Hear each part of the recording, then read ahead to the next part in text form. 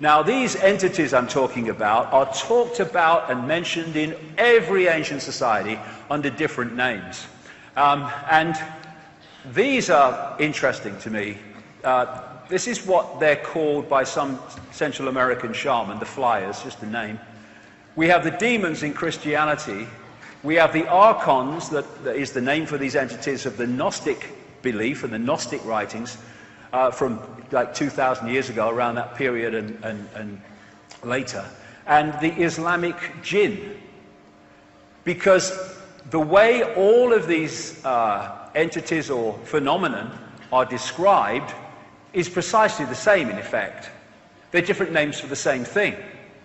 And the archons, as the Gnostics called them, were said to be made from luminous fire. The jinn from Islamic and pre-Islamic Arabia was said to be made of smokeless fire. And when you look at what's said about, they're talking about the same force, the same phenomenon. So what is it? The Gnostics are very, very interesting. Gnostic coming from a word meaning knowledge. Whenever Gnostic thinkers showed any sign of getting their point across and circulating their knowledge and their beliefs, they were slaughtered. I mean, that is just a constant. The Cathars that were slaughtered in southern France, ending up on the castle of Montségur in 1244, they were Gnostic thinkers. The people that ran the great library of Alexandria with its 500,000 scrolls of ancient knowledge which the Roman Church destroyed, they were Gnostic thinkers. And as a result of this, very little Gnostic writing has made it through what we call history. But then in 1945, a place called Nag Hammadi in Egypt, a sealed jar of Gnostic writings was found hidden. And from that has come a fantastically greater understanding of what the Gnostics were talking about. These were mystics. They went out into other levels of reality. In many ways, we call them shaman today, many of them. This is what they talk about in these writings. They talk about the Lord Archon, or what they call the Demiurge, and the Archons that serve the Demiurge and the Lord Archon, as they call him. And they relate this to the Judeo-Christian Yahweh Jehovah God. They also relate it, in effect, to what people call Satan or the devil as well. They say that these Archons created the physical universe that we see, but not the earth, the sun, or the moon. And it's interesting that those three bodies have tremendous connections geometrically and mathematically, which none of the other planets do. Anyway, Archon means prince, ruler, authorities, and it has the connotation also of being from the beginning, because the Gnostics said that actually from the beginning of this solar system that we see and experience, they have been here because they were actually the creators of it, apart from those bodies I'm talking about. They talk about the Demiurge being a fake god that created the physical material reality that we perceive. And they talk about these entities being inorganic, like cyborgs, like robotic. And these writings are about 1,600 years old, a bit more maybe, and yet they knew that in terms of the relationship between the Earth and the rest of the solar system, the Earth was alive and organic, and the rest of the solar system was basically not alive and inorganic. How did they know that? Because they were able to get out there and were very, very knowledgeable. And that's why they were attacked by that which didn't want that knowledge circulating. This, in effect, is very much the feeling of what they describe as an Archon world, because the Archons have no creativity as humans do, and therefore their world is stark and ugly and uniform. This is another wonderful symbolic picture of an Archon world, an Archon reality. And that's because these writings say they have no I think the direct translation is no intentionality. I put it another way, no creative imagination. And the writings from best part of 2,000 years ago make it clear that they envy humans who have this creative imagination, the ability to create. Like I say, they describe the Archons as cyborgs, a robotic race that can imitate but not innovate. They call it, in a translated word, counter-mimicry. Put simply, if you gave them a blank sheet of paper, they would know what to do with it. But you give them a sheet of paper, rather, with something on it, with something created on it, and they are able to distort it and twist it. But they can mimic and imitate, they cannot create in that sense. Interestingly, they also use the word fantasia. And in that sense, what they're saying is that these Archons, jinn, different names, but I'll use the word Archon as a consistent, have the ability to create fake realities, to distort reality, counter-mimicry, to give people the view or the feeling of a perception that seems real but isn't. Mind parasites, they possess the mind and influence the mind in a negative way, particularly in a negatively emotional way.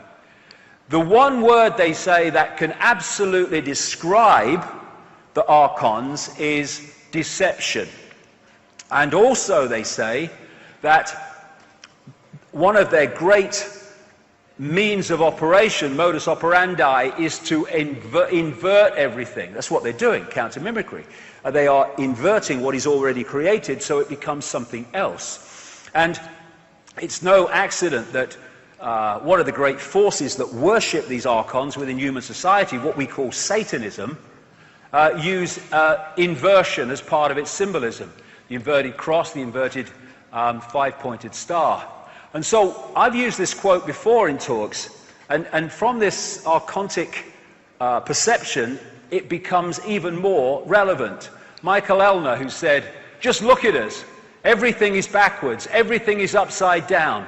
Doctors destroy health, lawyers destroy justice, universities destroy knowledge, governments destroy freedom, the major media destroy information, and religions destroy spirituality. Everything inverted."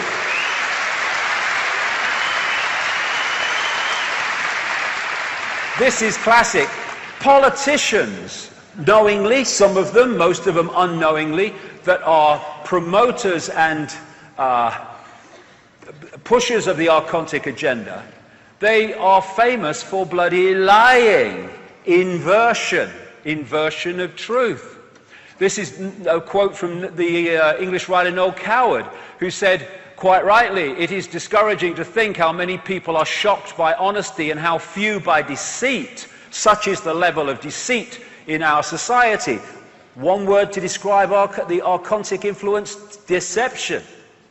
So this force I talked about earlier that operates behind the crazes in politics and banking and business and media ownership and all the other stuff is this archontic force, which takes many expressions, as I'll come to. And this is absolutely, massively significant. The Gnostics talk about something called hell in relation to these archontic manipulators, and hell means, in our translation, simulation of a virtual reality. A reality that appears real to the decoder, but is not actually real. It's a fake reality. And given what I've been talking about for a few years now, the Gnostic texts describe reptilian entities in relation to being an expression of this archontic force, and 1,600 bloody years ago, they described grey entities, and they describe them as being expressions of the Archons, and they say these grey entities are like an unformed baby or a fetus with grey skin and dark, unmoving eyes. They were around thousands of years ago. We think they're a modern phenomenon. No, this manipulation has been going on for a fantastic amount of what we call time. So, what can we ridicule? What's the latest thing to ridicule ICKE for? Well, right, let's get a list. They must be adding to it by now. He's been talking for a while at that Wembley place. But one of the things they ridicule me for is the idea that reptilian entities are behind this manipulation of human society. And people can deny their existence if they like. I do not give a shit. They exist. This